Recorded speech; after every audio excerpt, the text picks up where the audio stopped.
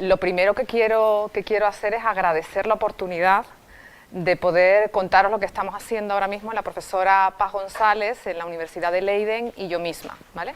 Es un proyecto piloto, como muy bien ha dicho Mamen, estoy casi recién reconvertida a esta lingüística experimental y yo creo que es la única forma que realmente tenemos de entender qué es lo que pasa con el lenguaje en el ser humano, ¿vale? Por eso dedico muchas horas al observar lo que hacen mis alumnos en clase, mis alumnos de español, y también a pensar en esas metodologías que debemos utilizar para diseñar los experimentos. Entonces, en ello estamos, ¿vale? Insisto, es un proyecto piloto, así que espero que haya muchas preguntas que puedan ampliar, digamos, todo lo que vamos encontrando a lo largo del camino y todo lo que se han encontrado otros investigadores que trabajan en el mismo campo en las últimas décadas.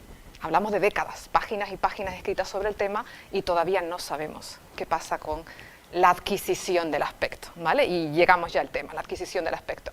Bueno, por el título, seguramente ya os habéis imaginado que voy a hablar pues precisamente de la adquisición de la morfología verbal del español. Me interesan especialmente las formas que yo llamo del pretérito y del imperfecto, pretérito perfecto simple, pretérito indefinido, el copretérito también se suele llamar al imperfecto, tiene varias nomenclaturas, pero yo la voy a llamar aquí como pretérito e imperfecto, o forma perfectiva y forma imperfectiva, luego veremos por qué, ¿vale?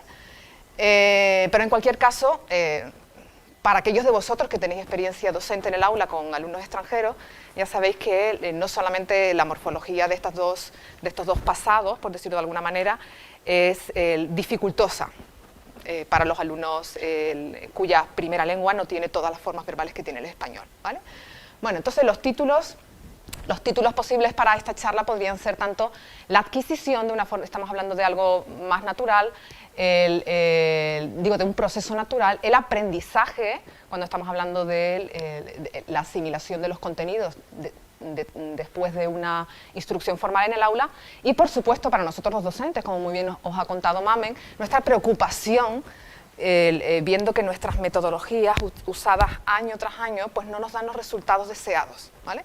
Y eso es precisamente lo que a mí como docente de español me ha llevado al plantearme cuestiones teóricas sobre tiempo y aspecto, y ahora vamos a revisar muy rápidamente qué es lo que vamos a considerar relevante para el diseño experimental en cuanto a tiempo y aspecto en español, concretamente ver también que la diferencia que hay en estas dos formas verbales pues existe en español, pero no existe en todas las primeras lenguas de nuestros hablantes, perdón, de nuestros aprendices de español, ¿vale? Bueno, dicho esto, quiero decir, la dificultad que entraña la adquisición de la morfología verbal del español para aprendices, por ejemplo, anglohablantes, ¿vale? Porque la morfología verbal de su lengua no es tan rica como la nuestra y no tiene tantas diferencias de matices, tanto temporales como aspectuales en su lengua. Recordemos que la morfología verbal del español tiene tanto elementos temporales como elementos aspectuales, y cuando hablamos de elementos temporales pues sabemos que la morfología verbal del español, igual que en muchas otras lenguas, pues relaciona el momento de habla con un momento anterior, estaríamos hablando del pasado, el momento de habla con el evento en cuestión, estaríamos hablando de presente, y el momento de habla con un evento posterior, estaríamos hablando del futuro, ¿vale? Lo de simultaneidad, anterioridad y posterioridad, ¿vale? Cuestiones que seguramente todos conocemos y en las que no me voy a extender, ¿vale? Pero también nuestra morfología verbal tiene marcadas diferencias aspectuales, ¿vale? Lo que llamamos perfectividad e imperfectividad, ¿vale? La perfectividad se refiere a estos eventos finalizados, ¿vale? Puntualmente. Mientras que la imperfectividad se refiere a la perspectiva que toma el hablante en cuanto a esos eventos y solamente delimitando el evento en proceso. No interesa ni el inicio ni el final. De manera que estamos hablando de perspectiva, ¿vale? El aspecto se toma como perspectiva, yo quiero marcar que este evento está finalizado o simplemente yo quiero marcar que este evento está en proceso. Y eso es parte de la morfología gramatical de la lengua española, ¿vale? Y lo vemos en las formas de pretérito y de imperfecto, ¿vale? Como sabemos, estas formas morfológicas existen en otras lenguas romances, pero no existen en las lenguas germánicas, ¿vale? Las lenguas germánicas tienen otra forma de marcar el aspecto, ¿vale? Pero no solamente las lenguas germánicas tienen otras formas de marcar el aspecto, sino que además el aspecto en la lengua española se puede explicitar a través de diferentes elementos pertenecientes a los diferentes niveles de representación lingüística. Quiero decir, podemos expresar el aspecto perfectivo o imperfectivo a través del significado léxico del verbo, ¿vale? Esto es lo que se llama aspecto léxico. Y bueno, he puesto ahí algunos ejemplos de cómo podemos ver el aspecto léxico en los verbos, teniendo en cuenta la clasificación bedleriana. Sabemos que hay otras clasificaciones en la actualidad, pero bueno, en los análisis que se han hecho, en análisis experimentales que se han hecho de esta cuestión, pues Bendler sigue siendo, o su taxonomía sigue siendo la más utilizada. Pero veremos esta tarde que nuestra propuesta, más que centrarnos en clases aspectuales, vamos a centrarnos en rasgos aspectuales, ¿vale? Que tiene mucho que ver también con la teoría, ¿no? La teoría gramatical. Bueno, pues como vemos, tenemos verbos como ser. El verbo ser no es un verbo delimitado, su significado no indica la terminación, tampoco es un evento dinámico, ¿vale? Y es considerado un estado, ¿vale? Caminar tampoco es representa un evento delimitado, sí es dinámico y se considera que es una actividad, ¿vale? Tenemos ya dos clases aspectuales, estado, actividad. Luego tenemos llegar, que como sabemos también es un evento delimitado, es terminado. También es dinámico, pero se diferencia de los otros en que es un evento puntual, ¿vale? Mientras que escribir un libro, que también es un evento delimitado, solo tenemos ese evento realizado cuando el libro está terminado, cuando la última página está redactada, cuando la última palabra está puesta, ¿vale? Es un evento delimitado, también es un evento dinámico, pero no es un evento puntual, es un evento durativo. Si os fijáis, cuando estoy hablando de esta clasificación, que para Bendler es, de 4 clases aspectuales, yo estoy mencionando rasgos. Estoy mencionando la terminatividad, o como se suele también llamar en muchos textos teóricos, telicidad. Estoy hablando también de dinamicidad, estoy hablando de duración, estoy hablando de dinamicidad, ¿vale? Estos son los rasgos aspectuales que nos permiten tener esta clasificación y otros más pueden hacer que sea mucho más amplia la clasificación, ¿vale? Sin embargo, en los estudios que se han hecho, en los estudios experimentales que se han hecho hasta ahora, no muchos lingüistas se han centrado en los rasgos, es decir, lo que diferencian unas clases aspectuales de otras, sino en la clasificación. Punto pelota, hablando vulgarmente. Yo me fijo solamente en la clasificación, qué tipo de verbo tengo, ¿no? Pero personalmente pienso que deberíamos indagar más debajo cuáles son las distinciones que hay detrás de estas clases verbales. Bueno, además del aspecto léxico, en el español y en otras lenguas, especialmente en las lenguas germánicas, las lenguas donde no hay aspecto gramatical, no tienen una morfología gramatical de perfectivo e imperfectivo, tenemos el aspecto llamado predicativo, ¿vale? Este tiene en cuenta el componente sintáctico. ¿Qué quiere decir eso? Que ya no consideramos clase aspectual solamente el verbo en solitario, ¿vale? Sino que consideramos clase aspectual la combinación del verbo con sus argumentos, especialmente el argumento interno, objeto directo, para que nos entendamos, ¿vale? De manera que de una predicación, si os fijáis, ahora no hablamos de verbos, hablamos de predicaciones, ¿no? Una predicación como escribir libros, ¿vale? Durante 1 hora, ¿vale? Es una predicación no delimitada, es dinámica pero no es delimitada, con lo cual contaría como durativa, ¿vale? Mientras que escribir un libro, ¿vale? Sí que es una predicación delimitada precisamente por ese determinante que especifica la cantidad, ¿vale? Y que por lo tanto hace del evento un evento delimitado, ¿vale? Esta es la clasificación que propone Verkuyl, ¿vale?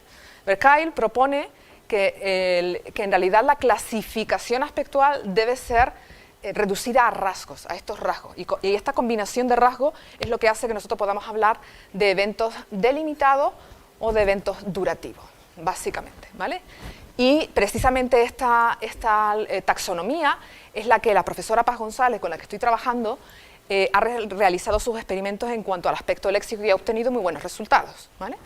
Pero vamos a ver que se puede seguir indagando en los otros rasgos, no solamente en la duración o la terminatividad o terminación, sino por supuesto en la dinamicidad, y desde mi modesto punto de vista yo creo que la puntualidad también nos puede estar diciendo algo, ¿vale? Bueno, el aspecto gramatical lo tenemos en español, no lo tenemos en las lenguas germánicas, y finalmente también tenemos otra forma de codificar el aspecto de las lenguas, y tiene que ver con la estructura narrativa, ¿vale? En la estructura narrativa, la morfología gramatical de pretérito se utiliza para codificar el foco, ¿vale?, de la narración. Quiero decir, la secuencia de eventos ordenadas, tal como los hechos sucedieron, ¿vale? Mientras que la morfología gramatical de imperfecto se utiliza para codificar el fondo de la narración, o para que nos entendamos también, la descripción de la narración, cuáles son esas circunstancias que rodean a los hechos que sucedieron. Y la diferencia es que nosotros los pretéritos no los podemos desordenar porque cambiamos la historia, mientras que los imperfectos los podemos desordenar por completo, no cambia la historia, ¿vale? Simplemente es como, digamos, un cuadro en palabras. Como veis, entonces, el aspecto es un elemento lingüístico importante en todos los niveles de representación lingüística. De manera que la tarea del aprendiz, cuando tiene que aprender el aspecto, ¿vale?, es compleja, ¿vale? Sobre todo si el aspecto en su propia lengua no se codifica igual que en la lengua meta. Y esto es lo que pasa con mis alumnos. Mis alumnos que son anglohablantes, ¿vale?, y que no tienen aspecto gramatical en su lengua, no tienen la diferencia entre imperfecto e indefinido, ¿vale? ¿Cómo lo hacen en inglés? Pues en inglés, que es una lengua mucho más analítica, como supongo que sabéis, el aspecto lo construyen teniendo en cuenta tanto el aspecto léxico del verbo, ¿vale?, perífrasis verbales varias y, por supuesto, los adverbios temporales, ¿vale? De manera que ellos van todo el tiempo reinterpretando en base a la adición de adverbios temporales que se van añadiendo, ¿vale? ¿Me seguís, no? Si en algún momento voy muy deprisa, pues me paráis, me hacéis una pregunta, no hay ningún problema, ¿vale? ¿Bien? Bueno, seguimos entonces. Mis aprendices de inglés y los de mucha gente que también tiene alumnos de inglés no tienen el aspecto gramatical, los otros aspectos lo tienen en su propia lengua, ¿vale? Bueno,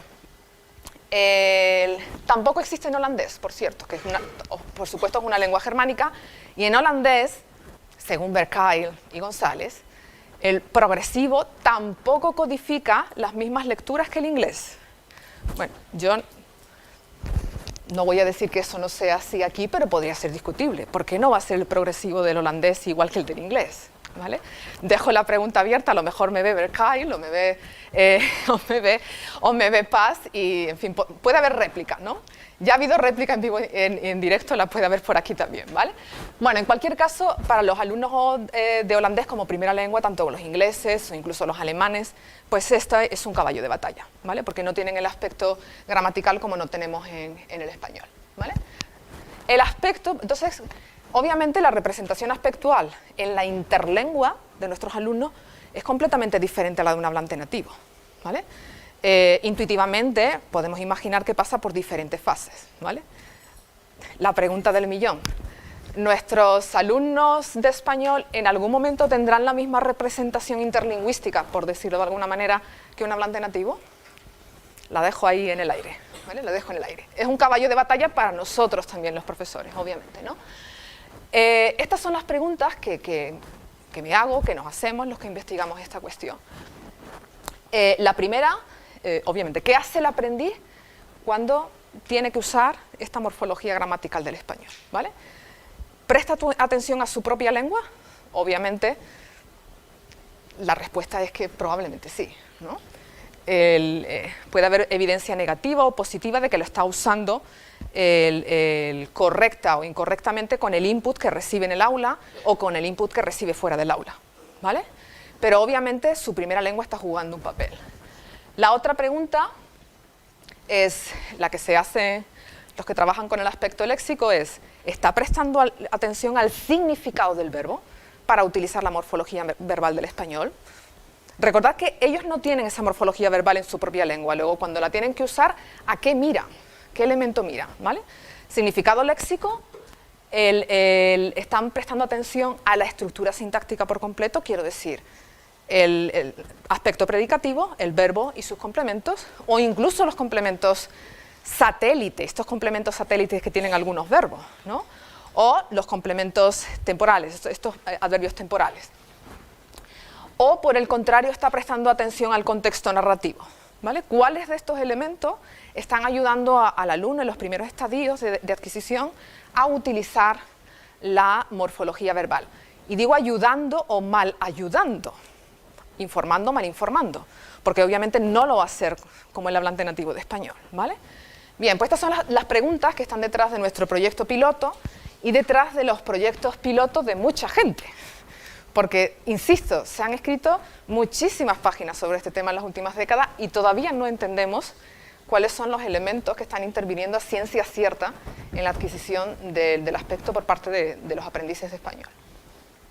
Bueno, antes de pasar a las diferentes hipótesis que se han propuesto hasta ahora y a la nuestra propia, os quiero mostrar también cuáles son las diferencias a grandes rasgos entre la forma de manifestar el aspecto en español y en inglés. Como veis, ellos tienen una forma, bueno, la vamos a llamar perfectiva, aunque no podemos decir que ellos tengan el aspecto gramatical como lo tenemos nosotros, obviamente, ¿no? Ellos utilizan lo que ellos llaman el pasado simple, nosotros el pretérito indefinido, no debe haber ningún problema. O sea que intuitivamente nosotros predecimos que el uso del pretérito es fácil para los aprendices. Sin embargo, fijaos en el imperfectivo, tenemos el pretérito imperfecto como única forma que utilizamos con estos valores. Vamos a empezar por el pasado progresivo, por ejemplo con el verbo go, was going, iba yendo, ¿vale? Bueno, en fin, simplemente por dar una... No, perdón, estaba yendo, was going, estaba yendo, por dar una traducción. Mientras que en el español se utilizaría el imperfecto, ¿vale? Iba. ¿Vale? Ese sería el significado progresivo. Y fijaos que para el significado de habitualidad, pues tienen dos perífrasis, la perífrasis de used to más infinitivo y la perífrasis de would to más infinitivo, ¿vale?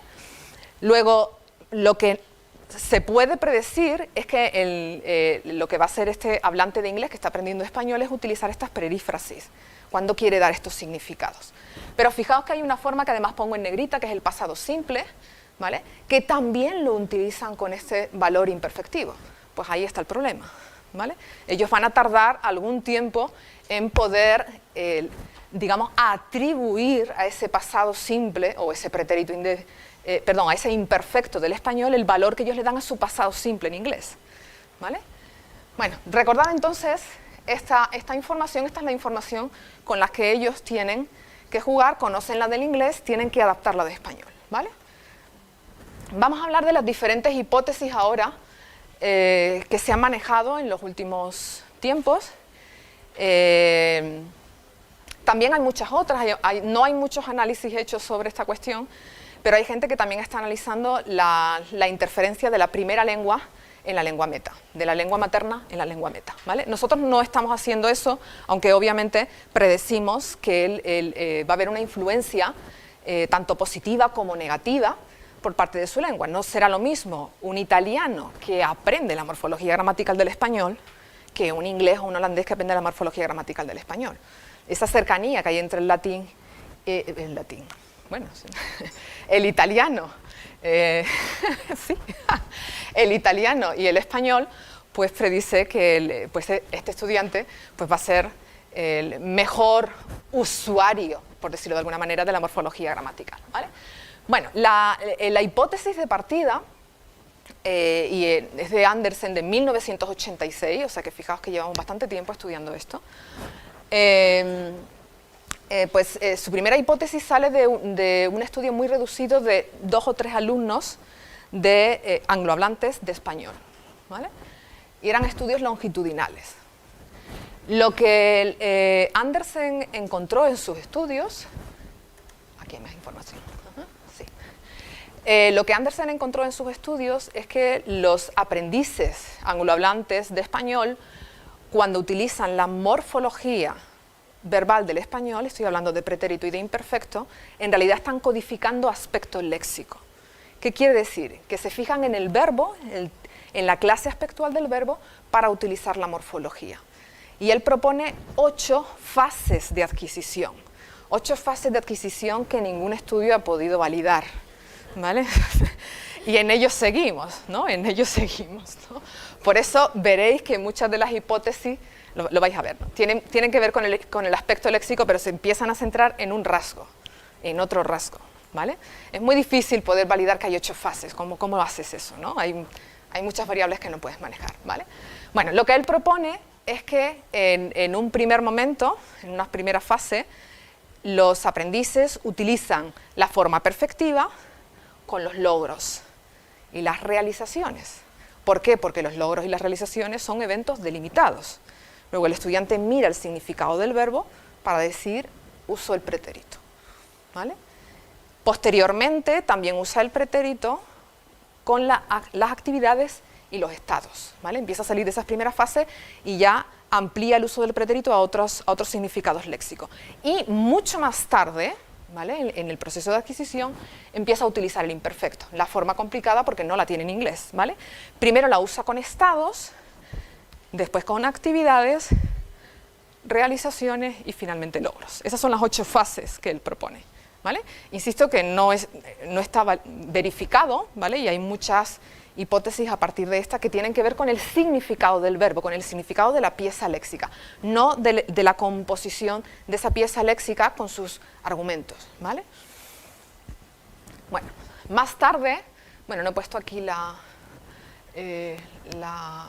cita bibliográfica. Más tarde, el profesor Salaverry, estoy hablando del año 2000, pues con muchas más pruebas realizadas, con muchos más alumnos que han pasado por estos experimentos, pues lo que nos viene a decir es que en realidad, en un primer momento, el alumno está haciendo es marcar simplemente tiempo. Todo es pasado, ¿vale? Y además, si recordáis lo que acabamos de decir, eso se solapa con las primeras fases de la hipótesis del aspecto léxico. Lo que decía Andersen es que en las primeras fases usas pretérito, primero con logros, luego con realizaciones, luego con estados, perdón, luego con actividades y luego con estados. Todo es pretérito en realidad, ¿vale? Entonces lo que encuentra Salaverry es precisamente esto, que en realidad en un primer momento el estudiante está codificando solamente información temporal, no está codificando información aspectual, ¿sí? Y muchos de los análisis posteriores corroboran esta idea, ¿vale? Parece ser que en un primer momento el estudiante de lengua germánica lo único que está codificando es tiempo, ¿vale? No el aspecto. Llegamos entonces a la hipótesis que sigue teniendo que ver con el aspecto léxico, pero ya no se sitúa en el, digamos, en el nivel de representación lingüística llamada léxico, sino que se le atribuye a la sintaxis, por decirlo de alguna manera, ¿vale? ¿Por qué? Porque lo que está mirando el estudiante, esto es lo que propone esta hipótesis, lo que está mirando el estudiante no es el verbo, no está codificando tiempo. Lo que está mirando es el verbo y su complemento, ¿vale? Si esa predicación es una predicación delimitada, entonces utiliza el pretérito. Y si esa predicación no es delimitada, utiliza el imperfecto, ¿vale? Recordad que esto tiene que ver con la hipótesis o con la taxonomía de Berkheil, ¿vale? Que dice que solamente tenemos 2 tipos de predicaciones, durativas, terminativas, basadas en una combinación de rasgos que son mínimos, ¿vale? Entonces, lo que propone esta hipótesis no son ya 8 fases, sino 4. Lo divide, ¿vale? En un primer momento, lo que tenemos es el perfectivo con las predicaciones terminativas y luego con las predicaciones durativas. Pero otra vez tenemos, se solapa otra vez la hipótesis del tiempo por defecto.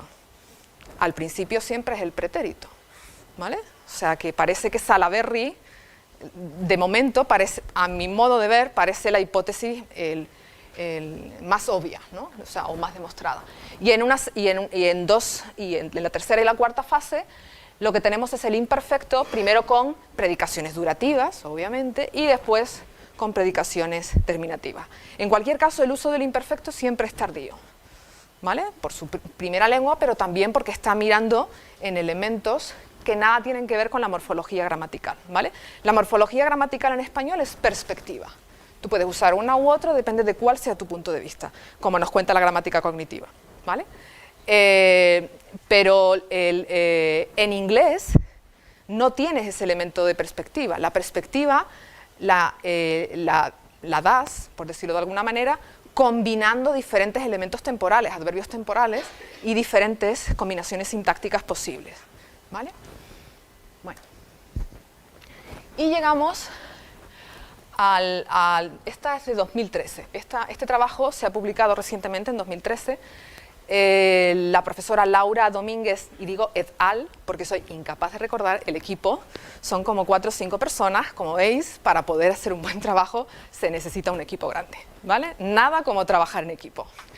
Pues han hecho un trabajo muy serio, han realizado muchas pruebas de muchos tipos, y ahora veremos que eso también es relevante, es importante, y lo que han encontrado es que los alumnos no están mirando el aspecto léxico a la wendleriana. Los alumnos no están mirando el aspecto léxico a la berkeliana. En fin, los alumnos lo que están haciendo es utilizando el pretérito con eventos y el imperfecto con estados, ¿vale?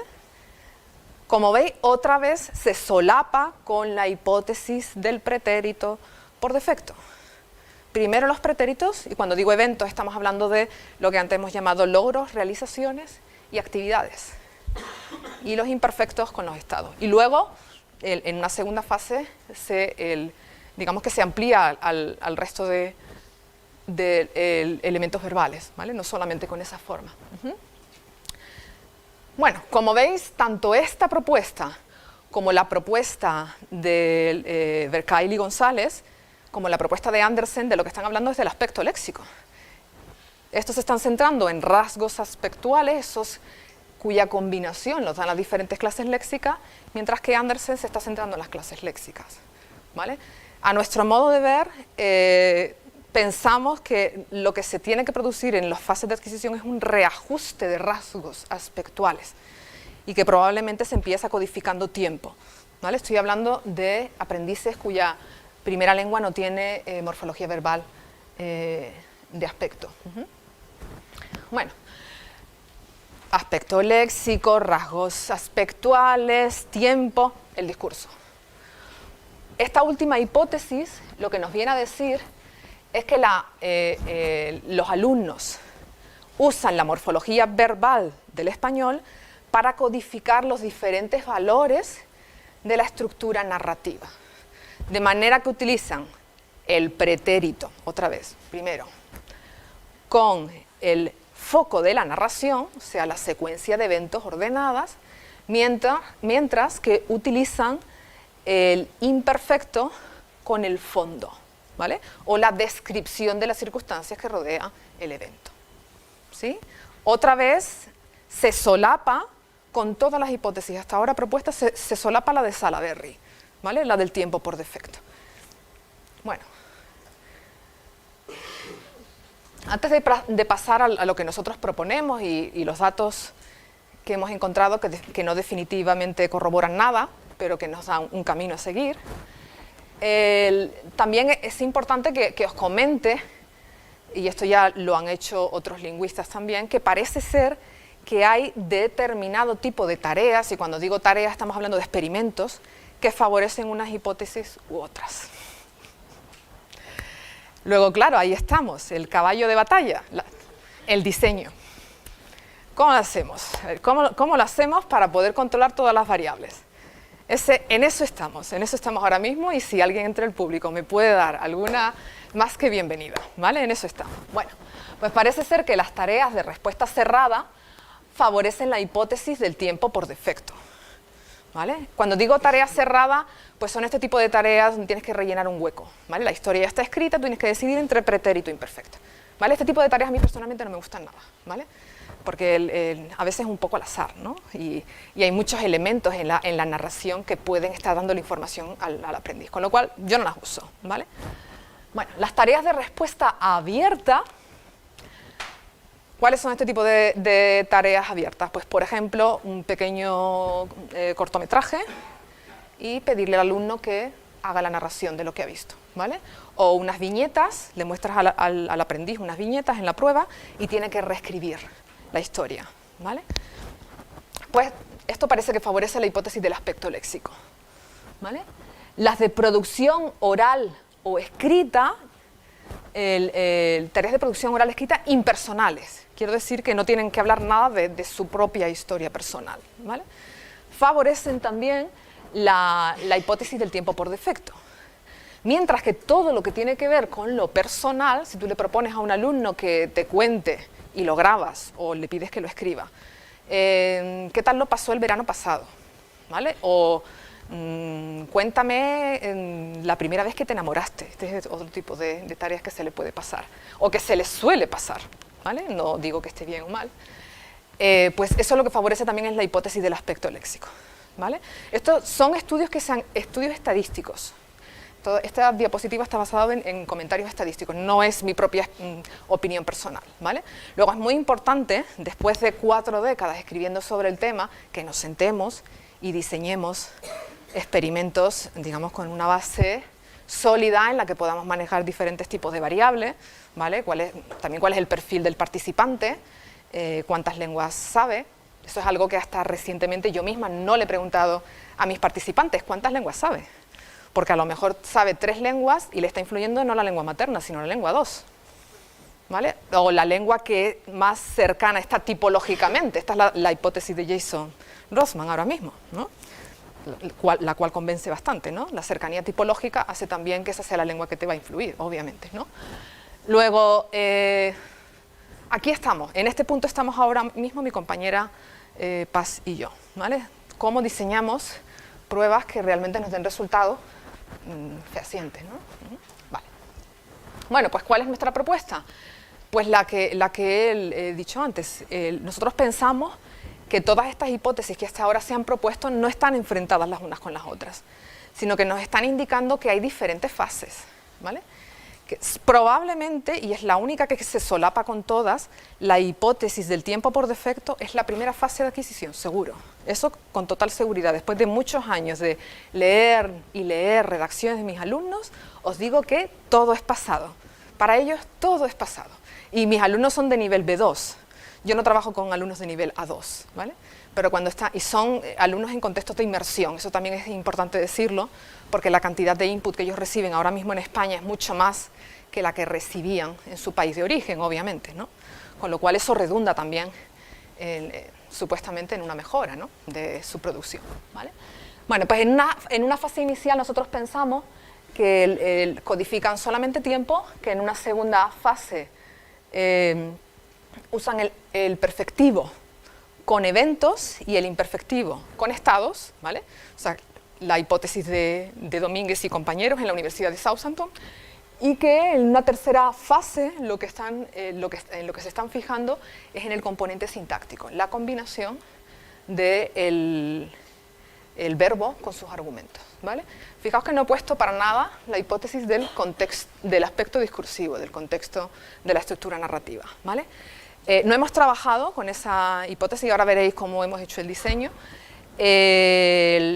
pero me aventuro a decir que probablemente sea, digamos, en un estadio un poco más lejos, ¿no?, de esas primeras fases. Y luego he traído 2 muestras, una de un nivel de A2 y otra de nivel B2, y veréis que en el nivel B2 esto se ve, o sea, que la persona está pensando realmente en un texto, mientras que en el nivel A2 está escribiendo una frase detrás de otra. No está preocupada con el texto, ¿vale? Con lo cual el contexto discursivo todavía no está o por lo menos en su punto de mira, ¿vale? Sabe escribir en su lengua madre. Nuestros alumnos llegan con 20, 21 años y ya saben, y esa información de contexto discursivo ya la traen, ¿vale?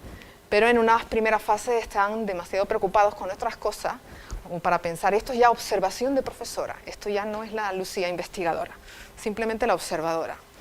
Vale. Bueno, en nuestro proyecto piloto, lo que queremos probar es que tenemos esas diferentes fases, primero tiempo por defecto, luego dinamicidad y luego lo que llamaríamos la telicidad y duratividad, ¿vale? Eso sería lo último. Bueno, en el proyecto piloto tenemos cuatro grupos de participantes, ¿vale? Dos grupos de diferentes niveles, cuya primera lengua es el inglés, y otros dos grupos de dos niveles, cuya primera lengua es holandés, ¿vale? Solamente se ha realizado la primera parte con los alumnos de inglés, pero no con los de holandés, estamos en proceso, ¿vale? Entonces os voy a presentar solamente los datos que yo he recogido de los alumnos americanos en Sevilla, ¿vale? Son alumnos americanos, insisto, de dos contextos muy similares, pero de dos centros diferentes. Y tengo que mencionarlos, tengo que dar las gracias a los alumnos y a mis compañeros profesores del Consejo de Intercambio Educativo de Extranjeros en Sevilla y también a mis alumnos del Centro Universitario Internacional de la Pablo de Olavide, ¿vale? Porque ellos me han facilitado los datos de sus alumnos y, bueno, y los alumnos, que son los míos también, ¿no? Vale. Bueno, pues la prueba que les hemos propuesto, y no porque sea mejor ni peor, es simplemente la primera, insisto, queremos probar otras tareas, otros experimentos. Es una producción impersonal a partir de un vídeo de 7 minutos, ¿vale? Es un cortometraje mudo animado, ¿vale? Y se le pide al estudiante, al aprendiz, con unas instrucciones muy claras, que escriba el texto en pasado y que use la mayor cantidad de expresiones temporales que pueda, ¿vale? O sea, se le está proponiendo que escriba un texto, no una lista de oraciones, básicamente, ¿vale? Bueno.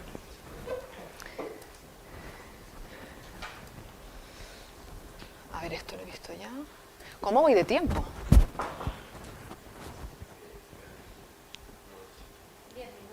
10 minutos. Vale, entonces voy corriendo.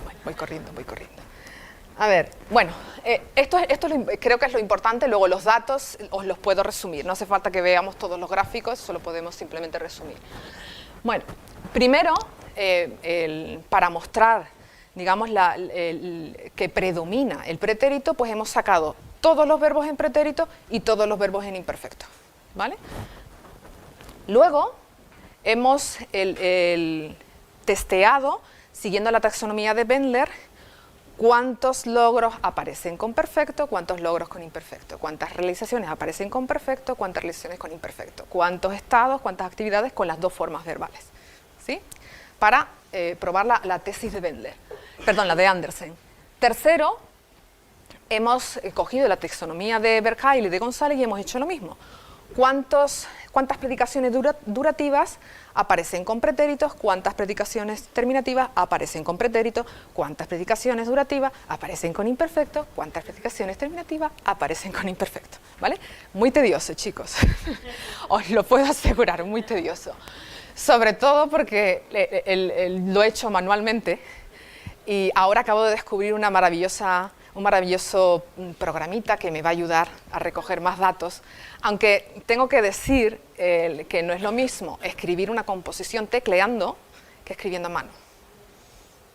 Y aquí quizás los psicólogos me podéis decir más, pero yo creo que el factor escritura a mano personaliza un poco más y da un componente que no da teclear. Entonces todavía sigo pensando si lo voy a seguir haciendo como lo hago o si voy a cambiar con las nuevas tecnologías, no lo sé. Bueno, cuarto, hemos cogido todos los eventos que aparecen con pretéritos, todos los estados que aparecen con pretérito, todos los eventos que aparecen con imperfecto, todos los estados que aparecen con imperfecto, ¿vale?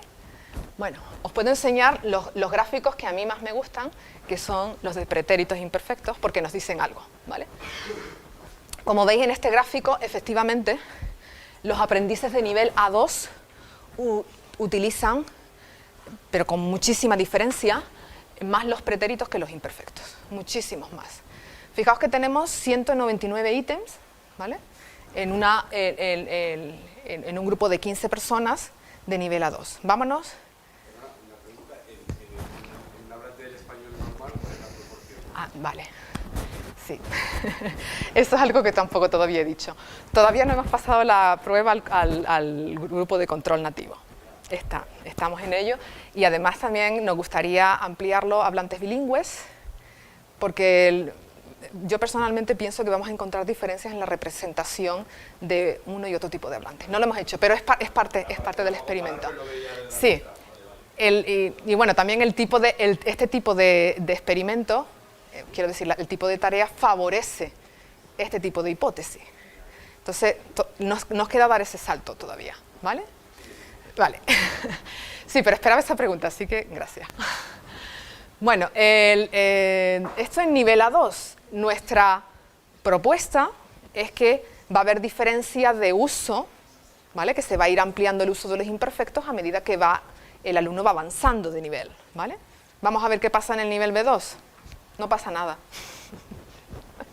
Pues no pasa nada, absolutamente nada. En la misma proporción usan los pretéritos que los imperfectos. Y yo pienso que probablemente un hablante nativo en este tipo de tarea probablemente también, ¿vale? Si tuviera tiempo os pondría el vídeo para que entendáis por qué lo pienso, ¿vale?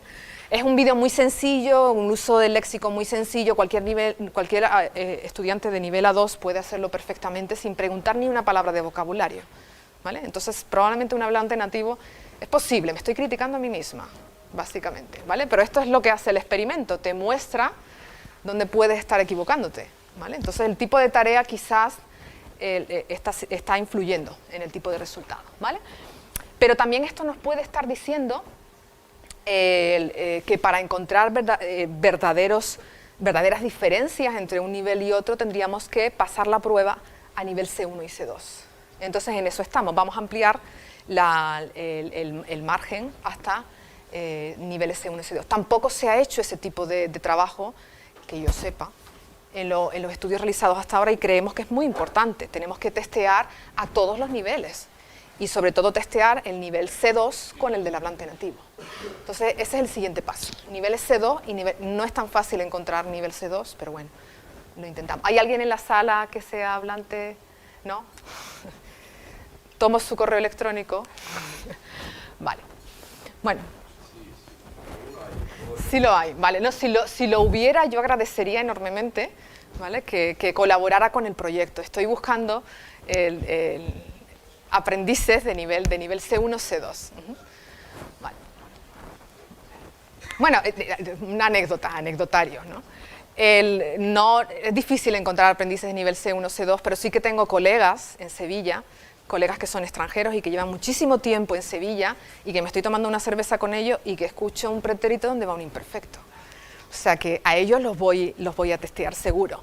Pero claro, o sea, digamos que su perfil es completamente diferente del perfil de un estudiante que ha pasado por una clase. La instrucción formal pues hace que, digamos, que la representación interlingüística sea diferente. De eso estoy convencida. Bueno, si miramos el cuadro, vámonos al nivel A2. Vale.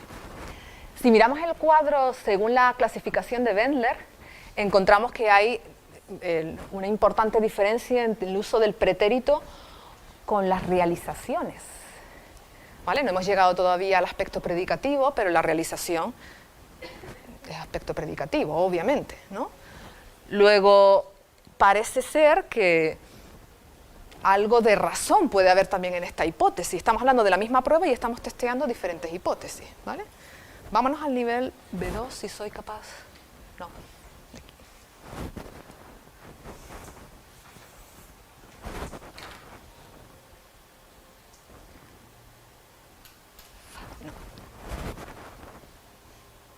Vale. Nivel B2, lo mismo, el uso de los pretéritos en el nivel B2. Hay una diferencia importante también, los del nivel B2 están usando los logros con el pretérito, no las realizaciones. Luego, estos gráficos sí que nos están diciendo que hay diferentes fases y que en diferentes fases se validan diferentes hipótesis, ¿vale? Ahora mismo no tenemos una explicación clara para estos datos, tenemos que pensar mucho más en ellos, sobre todo teniendo en cuenta que en los otros gráficos tampoco hay diferencias significativas, ¿vale? Vámonos ahora al imperfecto. Como veis, en los imperfectos gana por goleada los estados, ¿vale? Por goleada. Y prácticamente pasa lo mismo en nivel A2, en nivel A2 y nivel B2, lo cual no hay diferencias destacadas entre un nivel y otro. Sí lo hay con los pretéritos, ¿vale? En el nivel A2 utilizan las realizaciones, mientras que en el nivel B2 utilizan los logros, ¿vale? Ahí sí hay una diferencia significativa, pero en los imperfectos no, ¿vale? Entonces, Los resultados no son definitivos, pero nos siguen diciendo que tenemos que pasar la prueba a aprendices con niveles superiores, ¿vale? Para encontrar más contraste. Con el durativo y el terminativo, vámonos a la hipótesis de Ibercail y González. Pues efectivamente encontramos que el pretérito en nivel B2 se utiliza muchísimo más el terminativo que el durativo. Mientras que los imperfectos, pues se reparten más o menos el pastel de la misma manera. No hay una diferencia significativa, ¿vale? Los perfectivos, el uso de los perfectivos en todas estas taxonomías nos están indicando que efectivamente la hipótesis del tiempo por defecto es válida, ¿vale? Porque el pretérito es lo que más usan, ¿vale? Y en una primera fase, cuando ya empezamos a introducir el aspecto léxico con terminativos, ya sean logros o sean realizaciones, ¿vale? Bueno. Algo muy parecido sucede en el nivel A2, pero fijaos que hay, en el nivel B2 la proporción es superior que en el nivel A2, lo cual valida también nuestra intuición. Hay diferencias por niveles, ¿vale? La terminatividad o la telicidad está interfiriendo en los niveles B2 y probablemente C1 incluso, ¿vale? Sin embargo, los imperfectos, tanto en el nivel 2 como en el nivel B2, no hay mucha diferencia, ¿vale? Más o menos se reparten. Hay pocos, se usan muy poquitos, pero no hay mucha diferencia entre los dos, ¿vale? Y si nos vamos a la dinamicidad, vemos cómo el pretérito se utiliza mayoritariamente con eventos en nivel B2 y una proporción quizás un poquito más pequeña, pero también en el nivel A2. ¿Vale? No hay diferencias significativas entre niveles, un poquito, tendríamos que testear otra vez niveles superiores, ¿vale? Para poder validar la hipótesis. Mientras que los imperfectos, en los dos niveles, como veis, prácticamente igual, no hay una diferencia significativa, ¿vale? Bueno, conclusiones. Creo que vamos a dejar las muestras de los alumnos para otro día, ¿vale? Pero básicamente, si os fijáis, si lo podéis leer rápidamente, en el nivel B2 fijaos que hay muchos elementos, muchos adverbios temporales, cada día, un día, mientras, muchas veces, finalmente, cuando, después, luego, otra vez. O sea que el aprendiz está muy preocupado por construir su narración, mientras que en el nivel A2, en el nivel, no. Bueno, no he quitado ninguno de los errores, simplemente he subrayado los elementos que a mí me interesaban del aspecto léxico. En la cuenta, en el cuento obviamente, ¿no? El chico despertó, ¿vale? Despertar es un logro, lo utiliza con pretérito. Fue al baño, también es un evento terminativo, ¿vale? Preparó una copa de té, no una taza de té. Preparó una copa de té, la disponibilidad léxica en este nivel es un poco pobre, en fin. Seguramente tomaba muchas copas de vino, seguramente por eso, ¿no? Preparó una copa de té, vio una chica, ver es una actividad, pero sin embargo toda la predicación hace que utilice el pretérito. Escribió una nota, tiró la papel, fue a una otra ventana, fue a la casa, escribió una nota. ¿Veis? Todo el tiempo está fijándose, parece que se está fijando en la predicación para utilizar la morfología verbal. Y aparecen algunos imperfectos y son todos con estados, ¿vale? Por ejemplo, nievía, cuando nievía, estaba, ¿vale? Imperfecto. Y fijaos que el primer verbo que utiliza, el verbo haber, es otro estado, y utiliza el presente, que es, digamos, que la forma que se relaciona con el imperfecto, es el copretérito, ¿no? El momento de habla. Entonces parece que está reproduciendo un valor temporal. O sea, que parece realmente que incluso utilizando el imperfecto está utilizando un valor temporal, por eso usa el presente, ¿vale? Bueno, no hay muchos adverbios temporales que nos indiquen que está construyendo texto, ¿no? No sé si estáis de acuerdo conmigo, no lo sé. Yo creo que no, que este alumno no, ¿vale? Bueno, es fascinante enseñar español a extranjeros, ¿qué queréis que os diga? ¿Vale? Bueno, conclusiones. Bueno, la primera conclusión es que sí que parece que la hipótesis del aspecto se valida, pero aunque no hay diferencias por niveles, o sea que tenemos todavía que testear nivel C1, nivel C2, ¿vale? Y por supuesto los hablantes nativos, totalmente, ¿vale? Y bilingües. Bueno. Y también parece corroborarse nuestra intuición de que, puesto que el alumno no tiene ese elemento gramatical en su lengua materna, pues parece que está mirando en diferentes elementos de la composición aspectual para indicar la perspectiva que quiere darle a su texto, ya sea perfectiva ya sea imperfectiva, ¿vale? Entonces, parece que un primer elemento en el que se enfoca el aprendiz anglohablante de español es en el aspecto léxico. Y cuando hablamos de aspecto léxico, no solamente estamos hablando de clases aspectuales, sino estos rasgos aspectuales de los que yo hablo, ¿no? La telicidad, la dinamicidad, la duración. Nadie ha hablado todavía de la puntualidad, pero seguramente también. Porque fijaos que vimos un contraste por niveles en los que veíamos que se usa el pretérito más con realizaciones en un primer momento y después con logros. Y la diferencia entre realización y logro es puntualidad.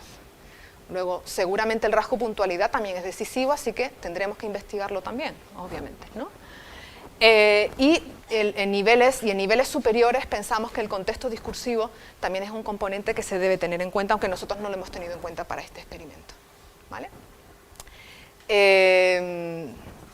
Bueno, básicamente no hay grandes diferencias como nosotros nos esperábamos, pero sí hay indicadores de que debemos seguir proponiendo que el pretérito es el tiempo por defecto es el primer elemento en el que se fijan estos aprendices de inglés, aprendices de español con lengua 1 el inglés, y que hay un reajuste de diferentes rasgos aspectuales en las fases posteriores, ¿vale?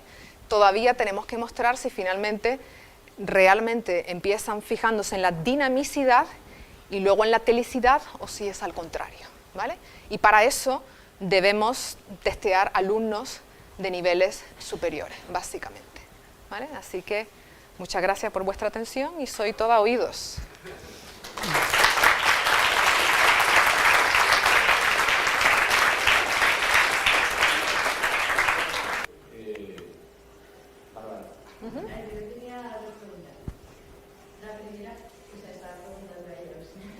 Vale, no, pero... ¿Por qué usan, si ellos en principio no hacen esa distinción, por qué deciden decantarse por la forma de a mí a más muy y no por la de llamado a más amado? Eso es culpa del profesor. Bueno, sí, bueno, vale.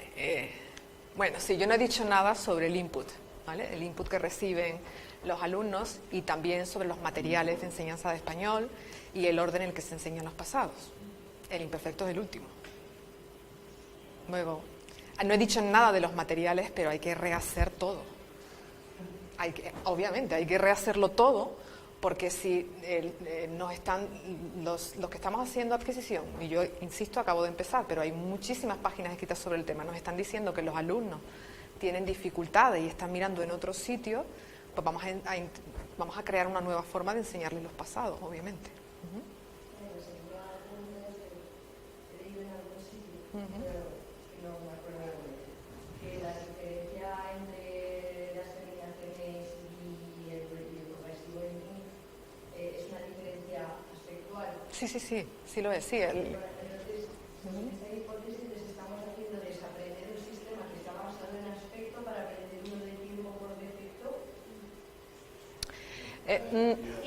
No. Es que tuve una charla de Pilar Montón que ya hace lo contrario, hablando en español, que están aprendiendo inglés y también hacen las diferencias solo temporales. Por ejemplo, el pretérito perfecto no lo relaciona con el presente simple, presente perfecto, eso no, sino que lo usan solo como pasado. Entonces ella decía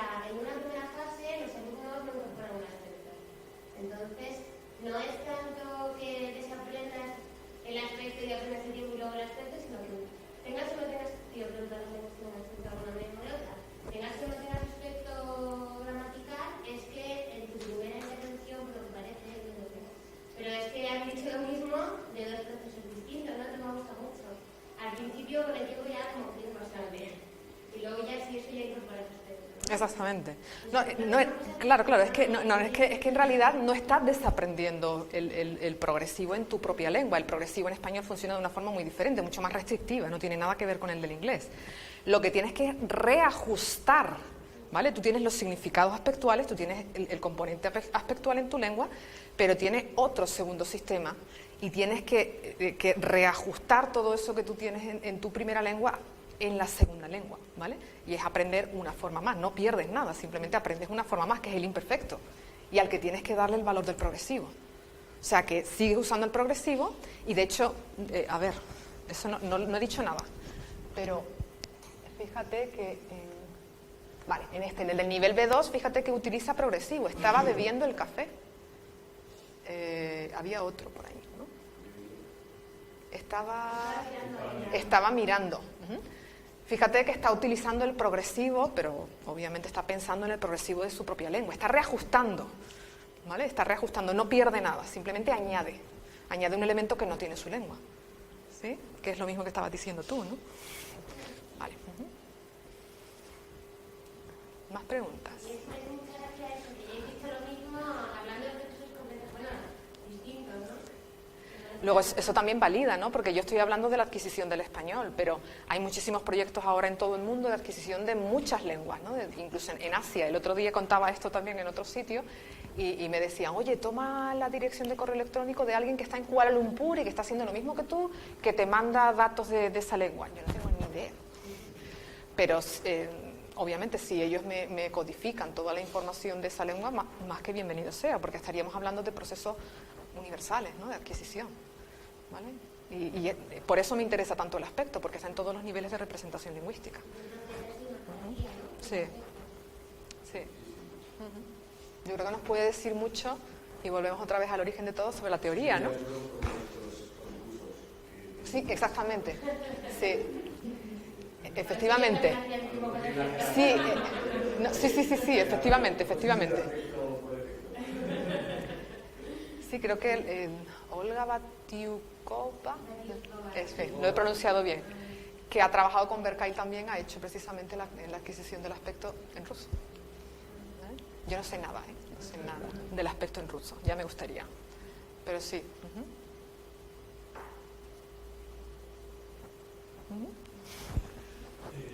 Bueno, tendremos ocasión de hablar, pero hay una cosa que me preocupa en todos estos aspectos de lingüística experimental, y en particular en español, adquisición, aprendizaje de lenguas. Tiene que ver con la metodología de investigación. Luego, aparte de tiene que ver con la metodología de investigación. Eso probablemente lo piensa mucho mejor en las ciencias sociales.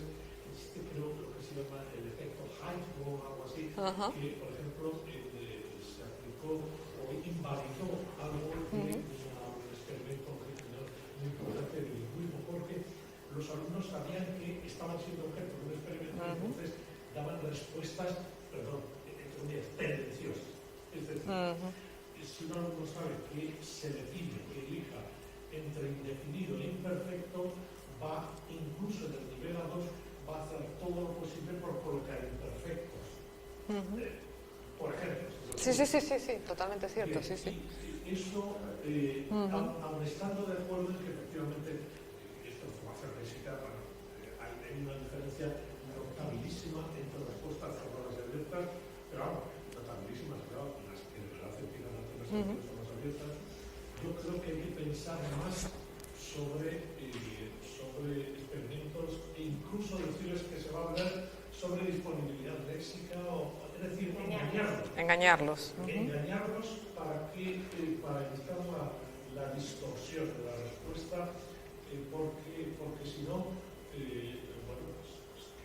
si yo aprendo inglés o aprendo holandés y me dicen que soy objeto de un experimento para ver el aspecto, de forma natural voy a pensar que los estados, es decir, lo diferente va a ser lo ajeno mío, ¿verdad? Entonces yo creo que ese es un aspecto sobre el que hay que reflexionar a la hora de hacer experimentos. Yo solamente tengo una cierta idea de formación léxica y la diferencia entre experimentos cerrados y experimentos abiertos es notabilísima. Notabilísima, a nivel lingüístico. Sí, sí, sí. Y el segundo aspecto tiene que ver con algo que has mencionado que también me preocupa, es el input. Claro, en un B2 es esperable que empiece a haber imperfectos y que vayan atinando, incluso aunque sea en virtud de la transferencia de la ELEU. Sí, sí. ¿De acuerdo? I was drinking. Bueno, incluso. Pero es normal. Claro, yo me pregunto, ¿por qué encaja? Claro, con un B2. A estos estudiantes de B2, en algún momento, alguien les ha hecho ejercicios estructurales o bilinguales del tipo mientras estaba en una cama, cuando tal, claro, una serie de 15, 20 tal y otros 15, 20 de rellenar huecos ya predispone a que uno ponga mientras tal, perdón, en un B2, mientras estaba bebiendo un café. Pero una mujer, vaya tela, mientras. Estos son mis alumnos, en realidad. No, quiero decir que está muy bien. Sí, quiero decir. Está tan bien que parece un C. Claro, efectivamente, estos son mis alumnos, en realidad, y yo claro que los expongo a este tipo de ejercicios, claro.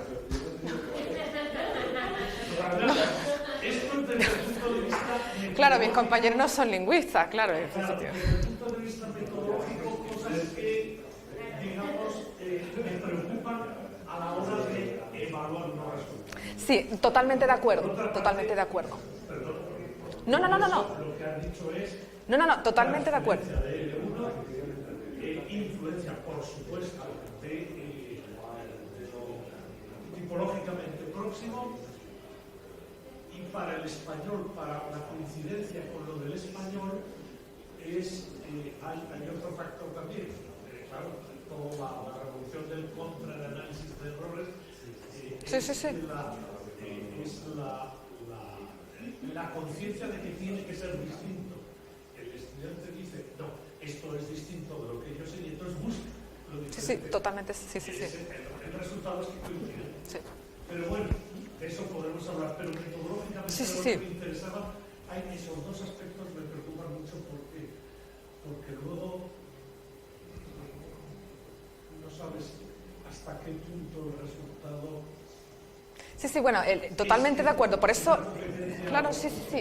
Totalmente de acuerdo, y por eso una de mis grandes preocupaciones es que hay tipos de tareas que favorecen unas hipótesis u otras. Entonces hay que trabajar en eso, y en fin, y yo que estoy en ello, pues cualquier idea más que bienvenida. Estadísticamente hay una que siempre permanece.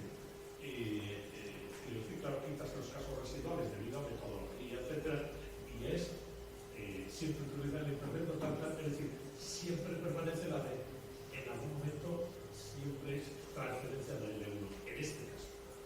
Sí. Claro.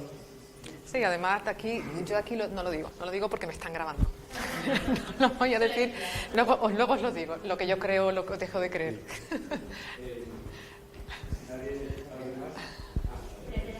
No. A mí me interesa mucho tu trabajo desde el punto de vista de saber qué está pasando por dentro, ¿no? Pero voy a ser de abogada del diablo. Vale. Y yo lo que no veo claro es que haga falta hacer algo en clase. Digo, si realmente el alumno primero lo utiliza como por defecto, el tiempo por defecto, y después de aprender el aspecto, ¿por qué vamos a hacer eso? No sé si... Sí, te entiendo perfectamente, pero por ejemplo, vale.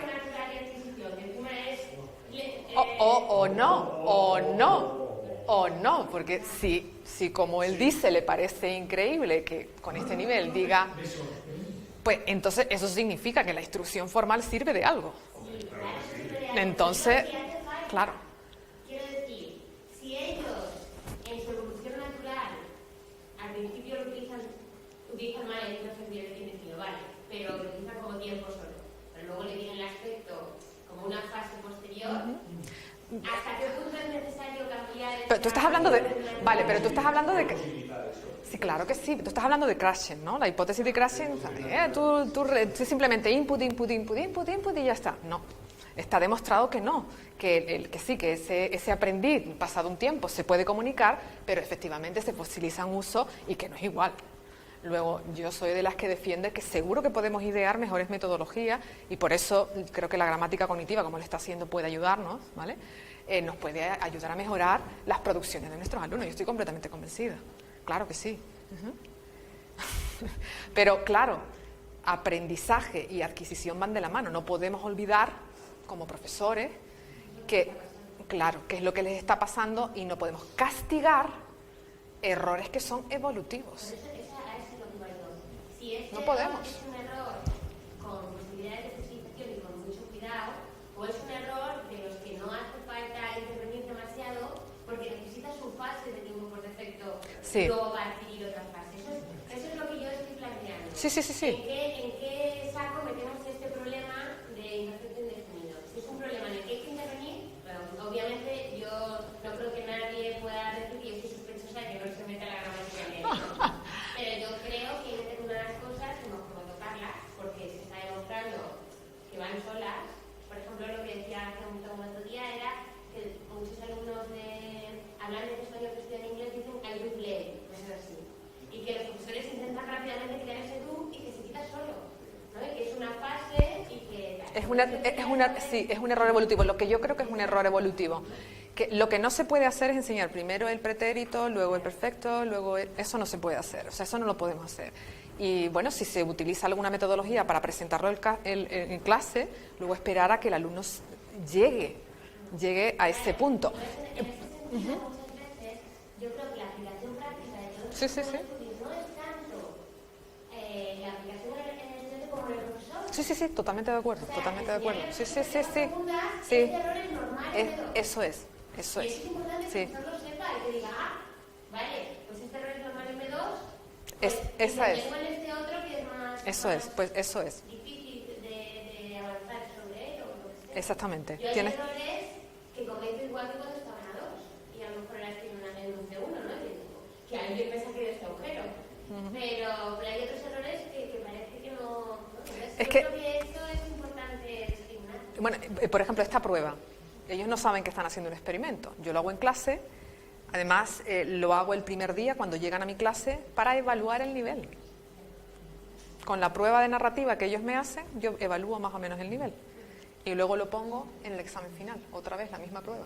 Ellos no saben que es una prueba, no lo saben. Y pongo el mismo vídeo, no voy a por ellos, pero precisamente porque es un error evolutivo. Sí, sale un pelota. ¿Lo pone ahí o qué? No.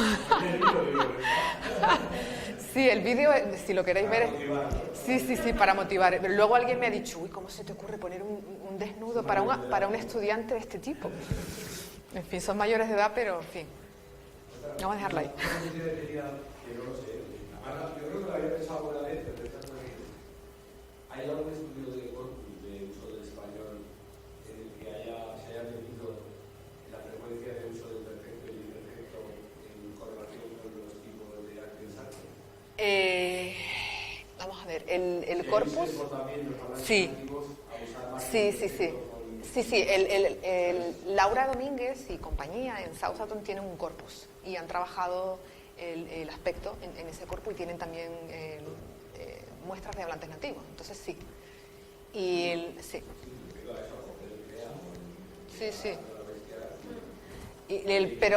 Pero por ejemplo, ese tipo de lo que tú estás diciendo ahora no lo creo.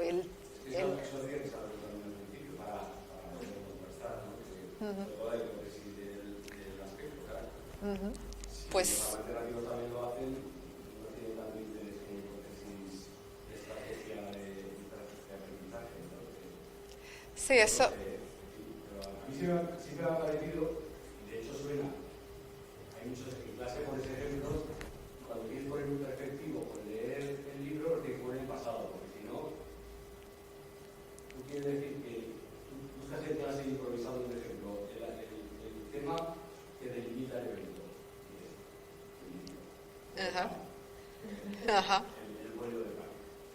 oyentes comían un bollo de pan y como lo estás diciendo, comían un bollo de pan, se estás arrepintiendo. Entonces, comió, se comió el bollo de pan, ¿ves? Como el pan, cuando se acaba el pan, se acaba el evento. Entonces, pero con el efecto no te funciona, claro, que decir, estás fastidiado con el efecto, ahí ya tienes que decir que hay una correlación natural. Sí, sí. Hasta el punto interfiere la hipótesis. Eso es algo en lo que hay que indagar, está claro. Sí hay algunos trabajos que hablan de este sesgo que tú estás mencionando. Pero yo desconozco ahora datos estadísticos en los que... Por no hablar de estudios longitudinales de uno de español. Sí, bueno, es claro. Claro, pero sí, pero una cosa es el E1, es español, porque esto es... Sí, hablábamos de eso. Sí que los hay. Sí, y también parece que hay procesos similares. Sí, y con hablantes nativos, así datos estadísticos no conozco, pero puede ser que haya, pero con niños sí. Entonces parece que son procesos por lo menos equivalentes, ¿no? Algo hay. Incluso con trastornos. Sí, con trastornos. Uy, eso es algo que me encantaría hacer ahora mismo. Todo tipo de trastornados.